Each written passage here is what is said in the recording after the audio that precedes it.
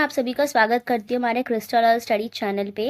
तो आज हम पढ़ेंगे हमारा chapter 1 constitutional development of India. ठीक है, तो ये बेसिकली हमारा क्या है, स्टडी गाइड बुक है LLB 2025 एंट्रेंस एग्जाम क्लियर करने के लिए। तो हम लोग स्टडी कर रहे हैं अपना इंडियन कॉन्स्टिट्यूशन का टॉपिक 1। ठीक है, तो ये आपका क्या है, constitutional development of India. Basically हम लोग इसमें क्या स्टडी करेंगे, इंपॉर्टेंट एक्ट्स को पढ़ेंगे जो कि बिफोर 1947 के हुआ था। ठीक है, जैसे कि regulating act, pets India act, charter act 1953, charter act 1833, government of India act 1858, Indian council act. ये सब हम स्टडी करेंगे इसमें। Government India act, Indian independence day, तो हम ये सब इसमें स्टडी करेंगे। बेसिकली ये टॉपिक ही वही है। ठीक है, तो चलिए अब हम आगे बढ़ते हैं। तो जैसे मैंने आपको बताया, तो यहाँ पे क्या आ गया हमारा इंपॉर्टेंट एक्ट्स बिफोर 1947। ठीक है, तो यहाँ पे हम बात करते हैं, सबसे फर्स्ट आता है रेगुलेटिंग एक्ट ऑफ 1773। ठीक है, तो सबसे पहले आता है कि बंगाल के फर्स्ट गवर्नर जनरल कौन थे। आपको ये याद होना चाहिए, बंगाल के फर्स्ट गवर्नर जनरल कौन है, वॉरेन हास्टिंग है। ठीक है, ये कहीं ना कहीं एक इंपॉर्टेंट पॉइंट है जो कि आपके क्वेश्चन में पूछ ले जाता है MCQ देकर। ठीक है, इसके बाद हम यहाँ पे देखते हैं आपका इंपॉर्टेंट क्या आता है कि इनिशिएटिव जो था रेगुलेट करने का ईस्ट इंडिया कंपनी को, वो किसके द्वारा हुआ था, ब्रिटिश गवर्नमेंट के द्वारा हुआ था। ठीक है, ये रहा, ये पॉइंट जो है इंपॉर्टेंट पॉइंट है।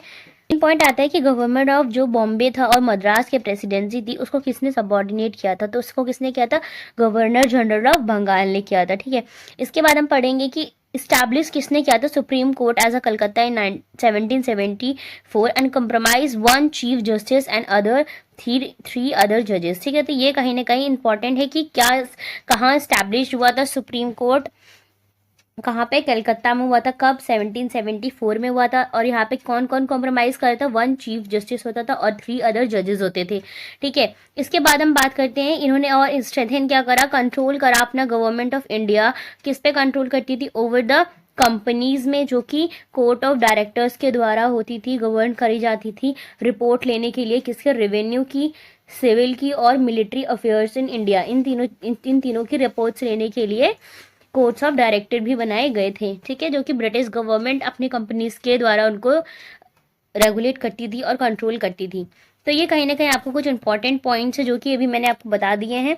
आगे हम पढ़ेंगे अपना पेट्स इंडिया एक्ट 1784। ठीक है,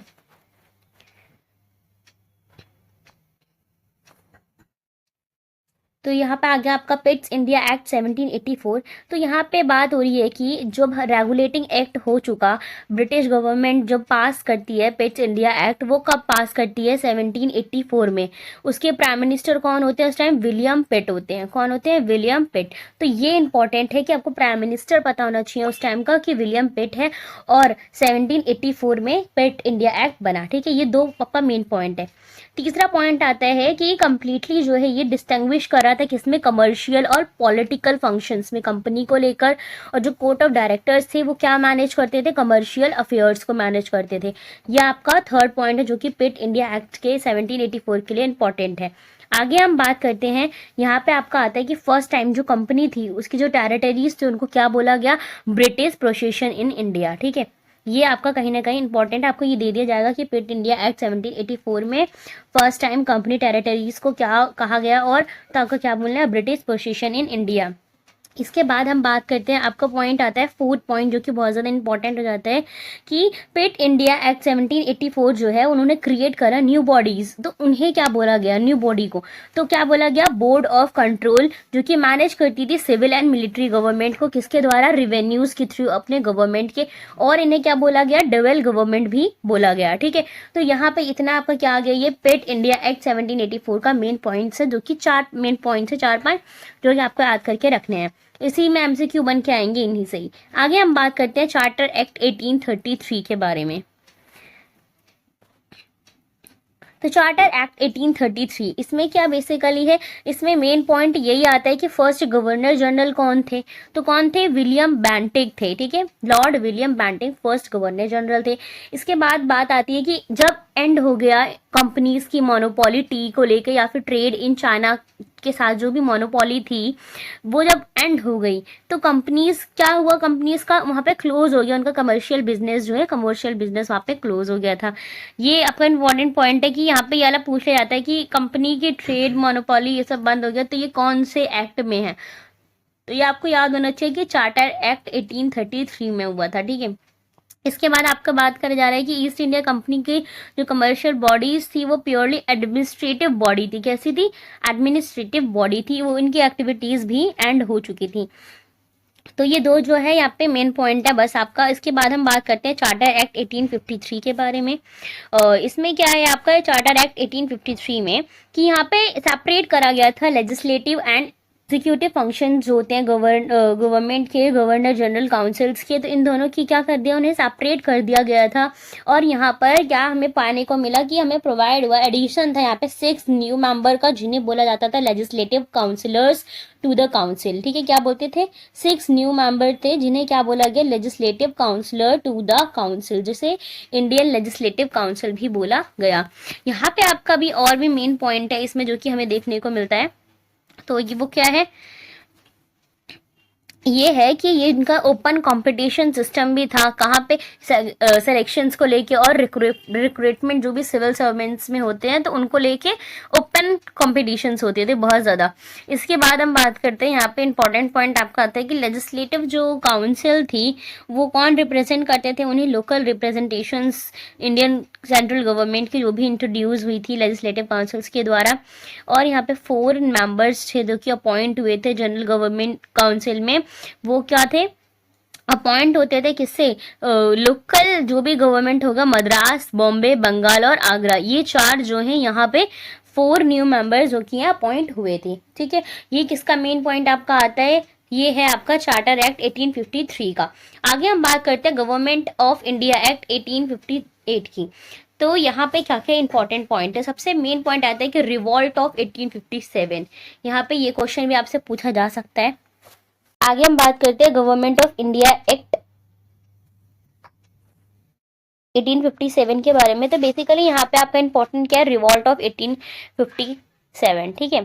सबसे मेन पॉइंट आपका आता है रिवॉल्ट ऑफ 1857। आगे हम बात करेंगे इसमें इंपॉर्टेंट क्या था कि it abolish the East India company and transform करा था अपना power of government, territory and revenue to the British government. तो बेसिकली क्या हुआ था इंडिया ने, तो बेसिकली क्या हुआ कि ईस्ट इंडिया कंपनी ने अबॉलिश कर दिया पावर ऑफ गवर्नमेंट, टेरिटरीज और रेवेन्यू को, और किसको ट्रांसफर कर दिया ये सब?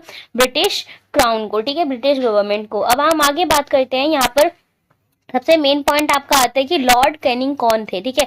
तो लॉर्ड कैनिंग कौन है? फर्स्ट वॉइस रॉय है इंडिया के। अब आप यहाँ पे मुझे कमेंट करके ये बताइए कि प्राइम मिनिस्टर कौन थे पिट्स इंडिया एक्ट में, ठीक है। Pitt's India act 1784 prime minister कौन है? उसके बाद आप मुझे कमेंट करके बताइए फर्स्ट गवर्नर जनरल कौन है। जिसने अच्छे से अभी पढ़ा होगा उसको पता होगा, ये आंसर मैंने उनको बताए हैं। और इसके बाद आपका आता है मेन कि लॉर्ड कैनिंग कौन है? फर्स्ट वॉइस रॉय है इंडिया के, ठीक है। तो यहाँ पे आपका ये चीज मेन पॉइंट आता है। आगे हम बात करते हैं कि ड्यूअल गवर्नमेंट जो थी वो एंड हो गई थी और अबॉलिश कर दिया गया था board of control and court of directors को, ठीक है। ये आपका कहीं ना कहीं इंपॉर्टेंट है क्योंकि ये भी पूछा जा सकता है कि ऐसा कौन से एक्ट में हुआ है। उसके बाद बात आती है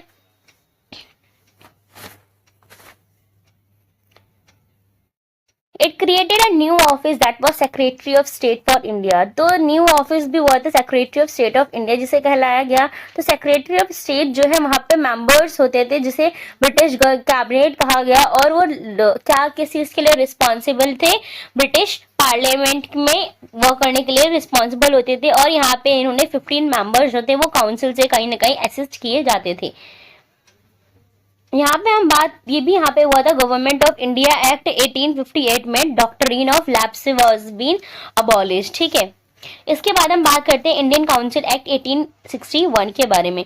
तो यहाँ पे आपका मेन पॉइंट क्या आता है इंडियन काउंसिल एक्ट ऑफ 1861 में? बेसिकली यहाँ पे आपका मेन पॉइंट यही है कि 5th मेंबर जो थे, 5th member who was a jurist, कौन थे? वो एक जूरिस्ट थे। और वो क्या करते थे? वाज एडेड कहाँ ऐड हुए थे? वॉइस रॉय एग्जीक्यूटिव काउंसिल में ऐड हुए थे, ठीक है। इसके बाद हम बात करते हैं कि वॉइस रॉय जो है वो कहीं ना कहीं नॉमिनेट होता है from some of the non official members के थ्रू, ठीक है। इसके बाद मेन पॉइंट आपका यहाँ पे ये आता है कि लेजिस्लेटिव जो पावर्स थी वो कहीं ना कहीं डिसेंट्रलाइज हो रही थी और रिस्टोर कर रही थी बॉम्बे एंड मद्रास प्रेसिडेंसी के थ्रू। इसके बाद आपका एक और मेन पॉइंट आता है कि जो भी है स्टैब्लिश हुआ था न्यू लेजिस्लेटिव काउंसिल कहाँ पे? बंगाल में, नॉर्थ वेस्ट में, फ्रंटियर प्रोविंसेस में एंड पंजाब में। पंजाब में, ठीक है, विच वर स्टैब्लिश्ड इन, तो जो बंगाल था वो 1862 में हुआ, नॉर्थ वेस्टर्न जो था वो 1866 में हुआ था, और जो पंजाब था वो कब हुआ है? 1897 में, ठीक है। इसके बाद आपका एक मेन पॉइंट यहाँ पे आता है इंडियन काउंसिल एक्ट ऑफ 1861 में कि पोर्टफोलियो सिस्टम कौन से एक्ट में है? पोर्टफोलियो सिस्टम जो कि इंट्रोड्यूस हुआ था लॉर्ड कैनिंग के द्वारा 1859 में, तो वो कौन से गवर्नमेंट एक्ट में है? ठीक है, तो वो इंडियन काउंसिल एक्ट है 1861 में है। ये आपका इंपॉर्टेंट पॉइंट है, ये क्वेश्चन पूछा जा सकता है। इसके बाद आपकी बात आती है इंडियन काउंसिल एक्ट ऑफ 1892, ठीक है।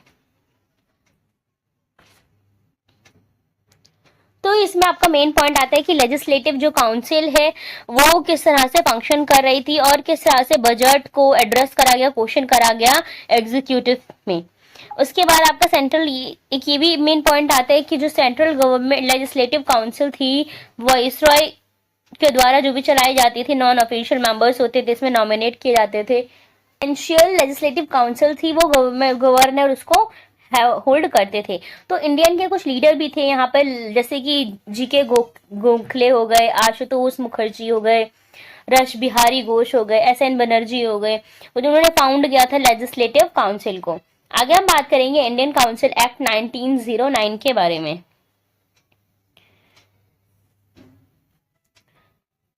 तो 1909 का अगर हम मेन देखें तो क्या आता है यहाँ पे? मॉर्ले मिंटो रिफॉर्म है, जो कि लॉर्ड मॉर्ले जो थे वो सेक्रेटरी थे उस स्टेट के, इंडिया के।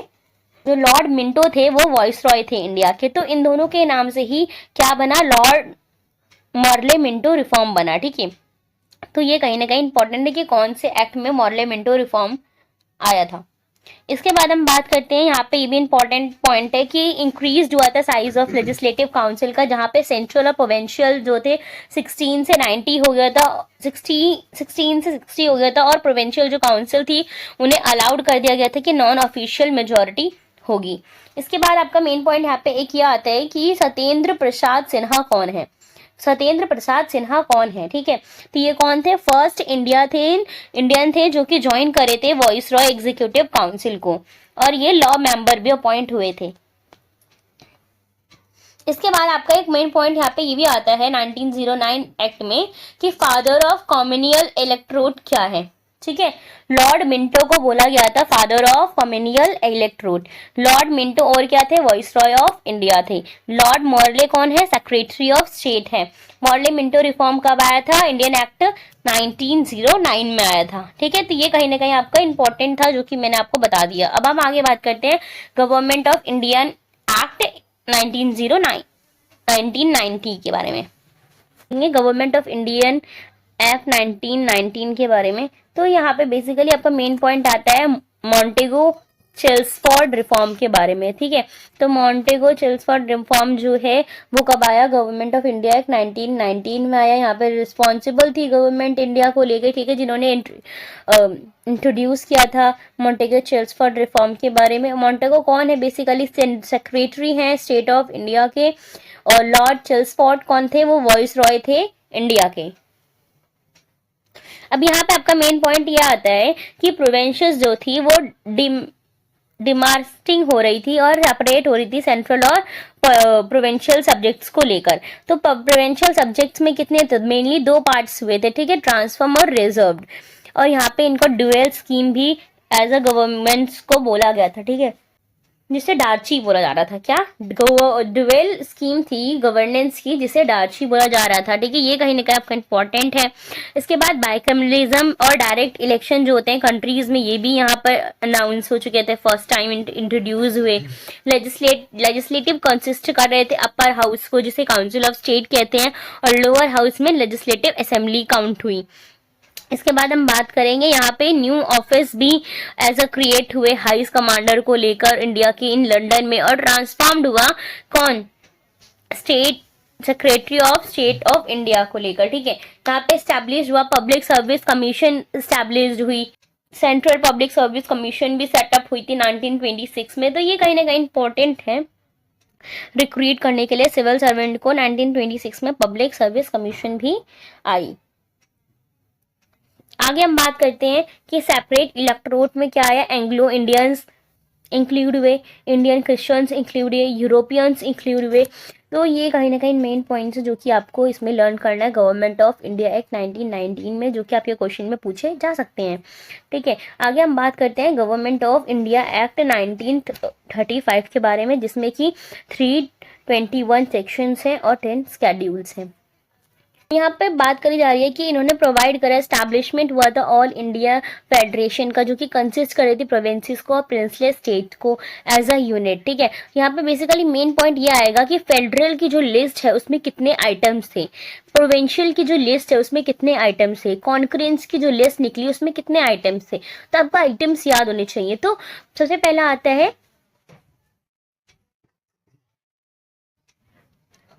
फेडरल आता है। ठीक है, फेडरल में कितनी लिस्ट थी, 59 आइटम्स थे, और प्रोविंशियल में कितने आइटम्स थे, 54 आइटम्स थे, कॉन्करेंट में कितने थे, 36 आइटम्स थे। ठीक है, तो आपका ये कहीं ना कहीं इंपॉर्टेंट है।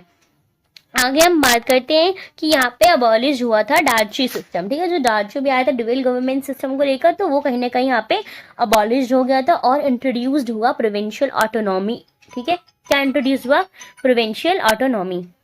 आगे हम बात करते हैं, यहाँ पे मेन पॉइंट ये भी आता है कि यहाँ पे इंट्रोड्यूस हुआ था बाइकैमरलिज्म। ठीक है, बाइकैमरलिज्म इंट्रोड्यूस हुआ था। इसमें क्या था कि 6 आउट ऑफ 11 प्रोविंसेस को रखा जाएगा, जैसे कि Bengal, Bombay, Madras, Bihar, Assam and United Provinces. तो ये कहीं ना कहीं लेजिस्लेचर इनको क्या माना गया, बाइकैमरलिज्म एज अ माना गया था। ठीक है, इंट्रोड्यूस्ड हुआ था यहाँ पर। इसके बाद यहाँ पे मेन पॉइंट ये भी आता है कि फेडरल जो कोर्ट था वो कब सेटअप हुआ। फेडरल कोर्ट हुआ था सेटअप 1937 में। इसके बाद बुर्मा को और क्या बोला गया, म्यांमार बोला जाता था, और एडेन जो थे वो कहीं ना कहीं सेपरेट हो गए इंडिया से, और ये इनके दो नए न्यू प्रोविंसेस हुए, उड़ीसा और सिंध क्रिएट हुए इनको लेकर। ठीक है, इसके बाद हम बात करते हैं इंडियन इंडिपेंडेंस एक्ट की 1947, जब देश आज़ाद हुआ। तो यहाँ पे आपका मेन पॉइंट क्या आता है कि 15 अगस्त 1947 जब सॉवरेन स्टेट बना एज अ इंडिया। ठीक है, इसके बाद यहाँ पे ये स्टडी कर सकते हैं, थोड़ा बहुत इंडिया और पाकिस्तान को लेकर है। ठीक है, तो इतने इंपॉर्टेंट नहीं है, बट एज अ आपको इतना तो पता ही होगा, लेकिन आप फिर भी रीड कर लीजिएगा इसको एक बारी। इसके बाद हम बात करते हैं अपर, यहाँ पे माउंट बेटन जो है। ठीक है, तो हमें ये पता होना चाहिए कि माउंट बेटन है कौन। पहली बात तो लॉर्ड माउंट बेटन। तो लॉर्ड माउंट बेटन कौन थे, फर्स्ट गवर्नर जनरल थे न्यू डोमिनियन ऑफ इंडिया के। ठीक है, इसके बाद जवाहरलाल नेहरू कौन बने, फर्स्ट प्राइम मिनिस्टर बने। ठीक है, ये इंपॉर्टेंट था 2 चीज़ जो मैंने आपको बताया। इसके बाद आपका आता है मेकिंग ऑफ इंडियन कॉन्स्टिट्यूशन। तो यहाँ पे बात करते हैं एम एन रॉय की, जो कि एम एन रॉय इन 1934 तक कोई डेट पूछा जा सकता है कि एम एन रॉय जो है कब इलेक्ट हुए थे एज अ। ठीक है, इसके बाद यहाँ पे आपका इम्पोर्टेंट है कि 3 मेंबर्स जो थे अनाउंस हुए थे एज अ कैबिनेट मिशन में, वो कौन थे 3 मेंबर्स। तो लॉर्ड पेंटिक लॉरेंस हो सकते हैं, सर स्टैफोर्ड चिप्स हैं, और कौन था, अलेक्जेंडर। ठीक है, एवी अलेक्जेंडर। तो ये कहीं ना कहीं 3 जो है मेन नेम्स हैं जिसमें कि कैबिनेट मिशन में आपको पूछा जाएगा, मेकिंग ऑफ कॉन्स्टिट्यूशन से लेकर पूछा जा सकता है।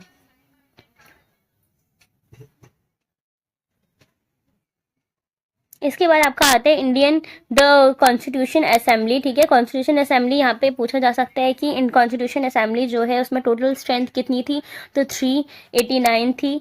इसके बाद सीट्स कितनी थी, 296 थी। अलॉट कौन हुआ था, ब्रिटिश इंडिया, और 93 सीट जो थी वो प्रिंसले स्टेट को मिली थी। 296 किसको मिली, ब्रिटिश इंडियन को, और 93 सीट्स किसको मिली, प्रिंसले स्टेट्स को मिली। तो ये आपके लिए दोनों ही नंबर जो है इंपॉर्टेंट है। इसके बाद जो हमारा कॉन्स्टिट्यूशन असेंबली है उसकी फर्स्ट मीटिंग कब हुई थी, 9 दिसंबर 1946 को हुई थी। यहाँ पे आपका मेन पॉइंट ये भी आता है कि 11 दिसंबर 1946 में क्या हुआ था। तो यहाँ पे doctor Rajendra Prasad HC Mukherjee elect हुए थे as the president and vice president. तो प्रेसिडेंट में कौन हुए थे, राजेंद्र प्रसाद, और HC मुखर्जी में कौन हुए थे, वाइस प्रेसिडेंट हुए थे। ठीक है, ये एज अ वाइस प्रेसिडेंट। तो सर BN राव जो है वो कौन है, अपॉइंट किस चीज को लेके अपॉइंट हुए थे, वो हुए थे adviser of the assembly, constitutional के एडवाइजर हुए थे। ठीक है, एज अ एडवाइजर। उसके बाद 13 दिसंबर 1946 की अगर हम बात करें तो जवाहरलाल नेहरू जो है उन्होंने ऑब्जेक्टिव रेजोल्यूशन लेकर आए थे, उन्होंने इंट्रोड्यूस करा इसको। तो ये कहीं ना कहीं इंपॉर्टेंट चीज है जो मैंने आपको बताया। अब इसके बाद हम देख लेते हैं इनएक्ट ऑफ द कॉन्स्टिट्यूशन। तो यहाँ पे कितना दिन, कितना मंथ, कितना साल क्या लगा कॉन्स्टिट्यूशन अपने असेंबली बनने में। ठीक है, कॉन्स्टिट्यूशन को बनने में तो 2 साल 11 मंथ और 18 दिन, 2 ईयर 11 मंथ और 18 डेज लगे थे हमारे कॉन्स्टिट्यूशन को बनने में। BR अम्बेडकर ने फाइनली ड्राफ्ट किया था हमारे कॉन्स्टिट्यूशन असेंबली को, कब, 4 नवंबर 1948 में। कब, 4 नवंबर 1948 में किसने किया, BR अम्बेडकर ने किया। इसके बाद जो कॉन्स्टिट्यूशन है हमारा जब इनेक्ट हुआ था 26 नवंबर 1949 को। कब हुआ था हमारा कॉन्स्टिट्यूशन इनेक्ट, 26 नवंबर 1949 में। ठीक है, प्रियम्बल हमारा उस दिन बना जिसमें कि 395 आर्टिकल्स थे, 8 स्केड्यूल्स थे। इसके बाद ये आपका कहीं ना कहीं इंपॉर्टेंट है, नेशनल फ्लैग आपको पता होना चाहिए, नेशनल एंथम पता होना चाहिए, नेशनल सॉन्ग। तो ये आपको कहीं ना कहीं इंपॉर्टेंट है, इनके डेट्स आपको लर्न होने चाहिए अच्छे से। इसके बाद हम बात करते हैं यहाँ पे फर्स्ट कैबिनेट जो फ्री इंडिया को लेकर बने थे 1947 के टाइम पे, कि ये जवाहरलाल नेहरू, सरदार वल्लभ भाई पटेल, राजेंद्र प्रसाद। तो ये कहीं ना कहीं सबके इलेक्ट हुए थे, इनको एज अ पोर्टफोलियो में इनको हेल्ड करा गया था, सबको कुछ ना कुछ पोजीशंस मिली थी। तो आपको ये अच्छे से लर्न होना चाहिए कि 1947 के आसपास कौन क्या बना था। ठीक है, जैसे कि BR Ambedkar as a law minister थे, Pandit Jawaharlal Nehru as a prime minister थे, Sardar Vallabh Bhai Patel as a home और इंफॉर्मेशन ब्रॉडकास्टिंग स्टेट के मिनिस्टर थे, Rajendra Prasad food and agriculture के। तो इस तरह से आपको ये चीज़ लर्न होनी चाहिए। इसके बाद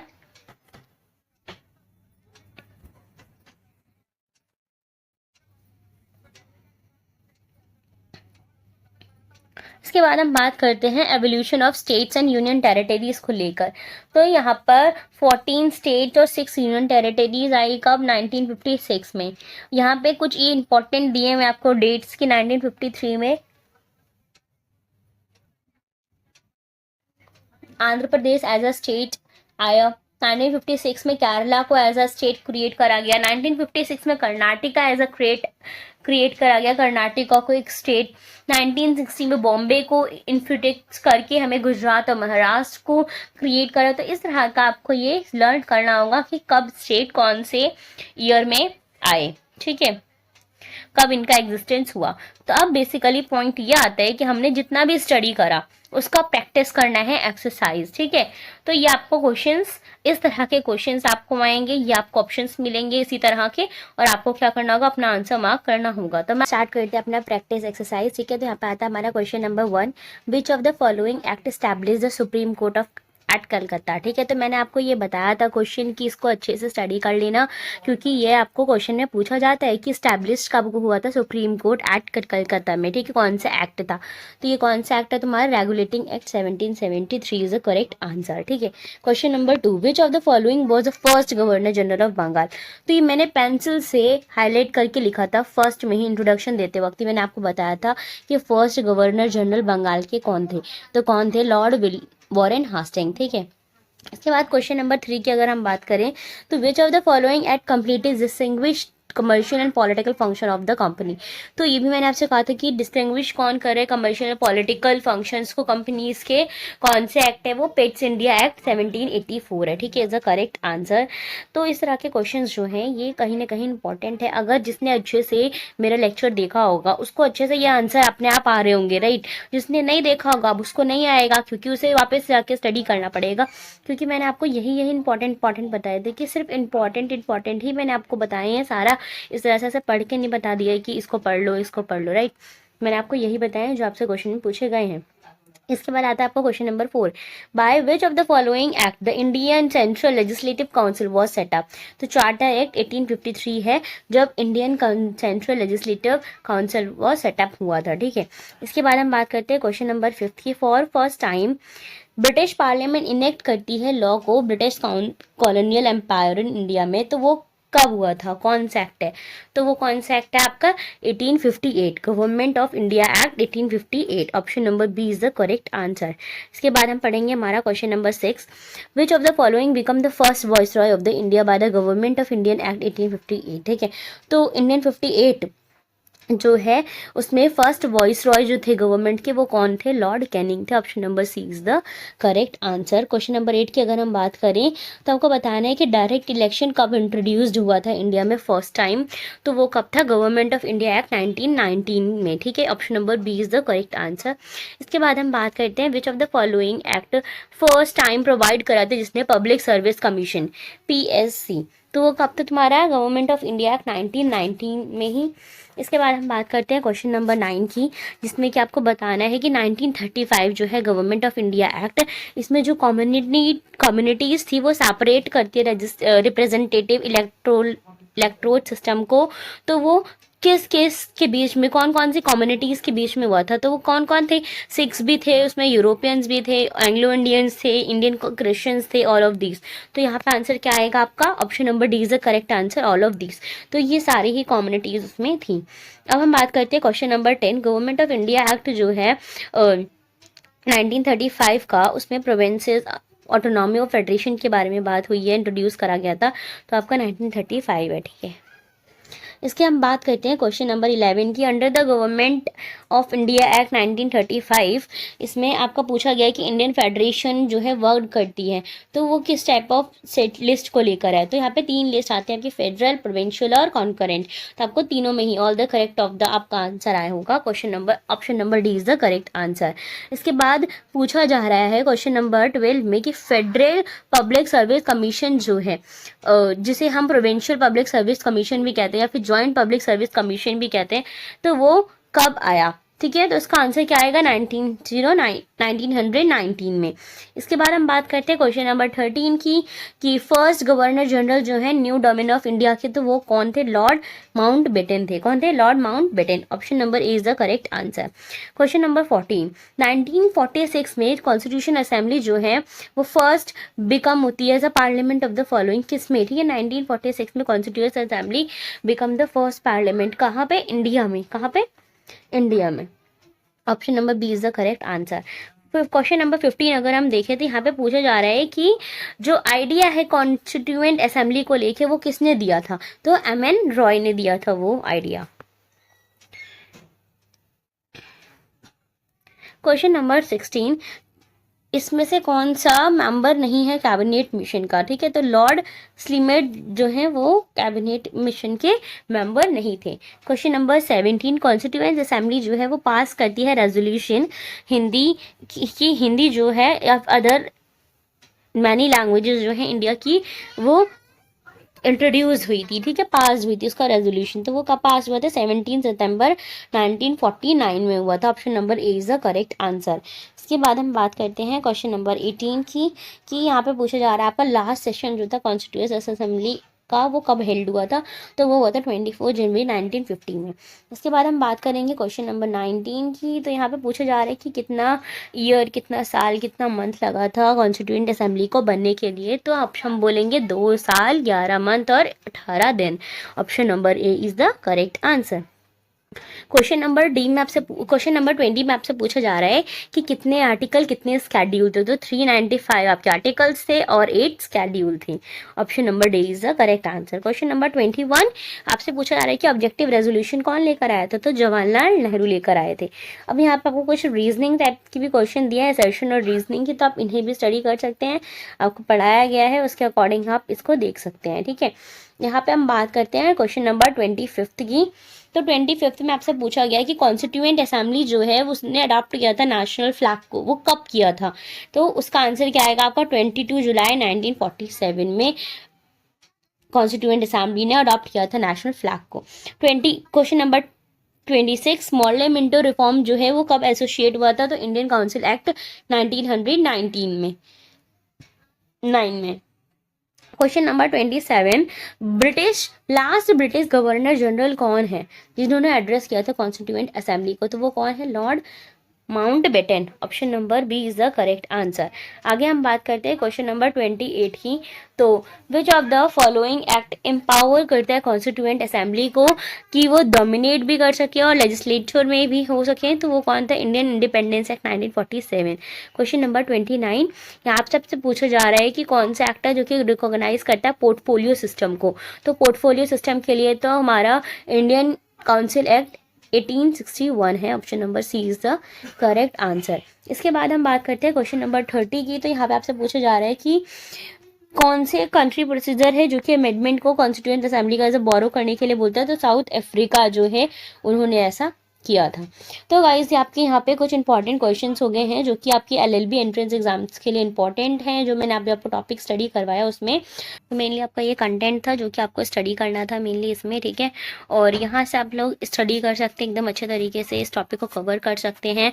आपको प्रैक्टिस के लिए क्वेश्चंस भी दे दिए हैं। ठीक है, चलिए गाइस बाय बाय। इसी तरह से आपको हम नेक्स्ट भी करवाते रहेंगे, जल्दी जल्दी अपना सारा कवर कर लेंगे टॉपिक्स। Bye bye.